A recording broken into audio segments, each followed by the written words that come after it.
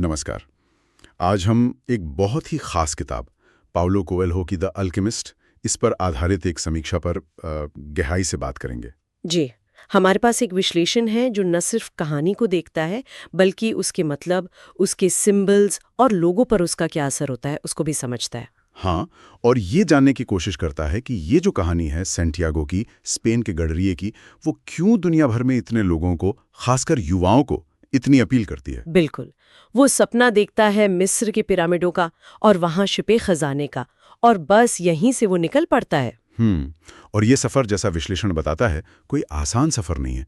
मतलब वो सिर्फ चल नहीं रहा है, वो बदल भी रहा है। सही कहा। रास्ते में कितने ही अलग अलग तरह के लोग मिलते हैं उसे। वो बूढ़ा राजा है, हाँ, जो उसे पर्सनल लेजेंड के बारे में बताता है। बिल्कुल। फिर वो क्रिस्टल का व्यापारी जो कहीं न कहीं सपनों को दबा देने का प्रतीक है। अच्छा, और वो अंग्रेज भी तो है जो कीमियागरी सीखना चाहता है। हाँ, वो भी है। फातिमा है, रेगिस्तान की लड़की, और सबसे अहम वो कीमियागर खुद, जो उसे सिखाता है कि कायनात के इशारे कैसे समझने हैं। यहीं पर वो पर्सनल लेजेंड वाली बात और गहरी हो जाती है। हाँ, ये पर्सनल लेजेंड मतलब अपना खास मकसद, विश्लेषण इस पर बहुत जोर देता है ना? जी बिल्कुल, ये किताब का और समीक्षा का भी सेंट्रल आइडिया है कि हर किसी का जीवन में एक उद्देश्य है। और मजे की बात यह है, जैसा किताब कहती है कि जब आप उसे पाने निकलते हैं तो पूरी कायनात आपकी मदद करती है। हाँ बिल्कुल, कायनात साजिश करती है आपको सफर बनाने की। सुनने में तो ये बहुत अच्छा लगता है, पर विश्लेषण इसको कैसे देखता है? क्या ये कोई जादू है या? नहीं, विश्लेषण इसे जादू की तरह नहीं देखता। वो कहता है कि जब आप वाकई किसी चीज के लिए कमिटेड होते हैं तो आपका ध्यान बदल जाता है, आप मौके पहचानने लगते हैं। अच्छा, अब आपको दिखने लगते हैं। तो ये कायनात की मदद असल में आपकी अपनी बढ़ी हुई अवेयरनेस है। समझ गया, ये एक अच्छा पर्सपेक्टिव है। लेकिन कहानी में वो जो मोड़ आता है आखिर में, वो थोड़ा चौंकाने वाला है। हाँ, कि इतनी मेहनत के बाद पता चलता है खजाना तो वही था जहां से शुरू किया था, उसके गांव में। हाँ, तो क्या मतलब हुआ फिर इतने लंबे सफर का? क्या वो सब बेकार गया? नहीं, यही तो समीक्षा का सबसे महत्वपूर्ण पॉइंट है। वो कहती है कि खजाना मिलना अंत नहीं है, वो सफर ही असल खजाना था। अगर सैंटियागो वो सफर नहीं करता तो क्या वो बदलता, क्या वो सीखता, क्या वो उस खजाने का असली मतलब समझ पाता जो उसे गांव में मिला? शायद नहीं। तो मतलब सोना चांदी से ज्यादा कीमती वो अनुभव थे, जैसे क्रिस्टल वाले के यहाँ काम करना या रेगिस्तान से सीखना। एग्जैक्टली।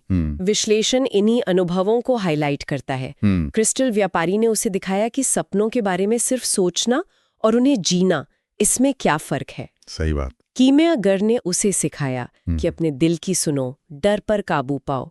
फातिमा ने उसे सिखाया कि सच्चा प्यार आपके रास्ते में रुकावट नहीं बनता बल्कि उसका हिस्सा बन जाता है। और वो डर वाली बात, विश्लेषण कहता है कि असफलता का डर ही सबसे बड़ा रोड़ा है। बिल्कुल, विश्लेषण साफ कहता है कि ज्यादातर लोग उस क्रिस्टल व्यापारी की तरह डर के मारे ही कोशिश नहीं करते।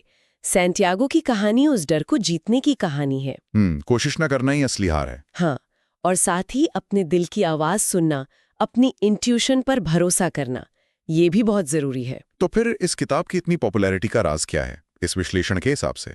क्या सिर्फ कहानी है या भाषा? विश्लेषण कहता है ये मिक्स है।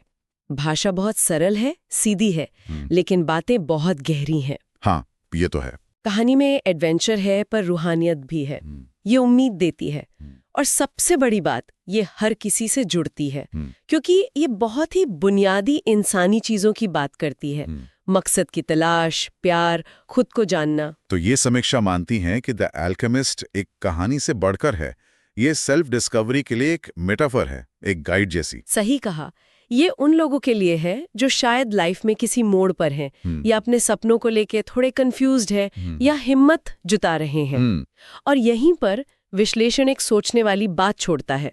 जरा सोचिए, अगर सैंटियागो को पहले ही पता चल जाता कि खजाना तो गांव में ही है, तो क्या वो इतने लंबे मुश्किल सफर पर निकलता? शायद नहीं। शायद नहीं।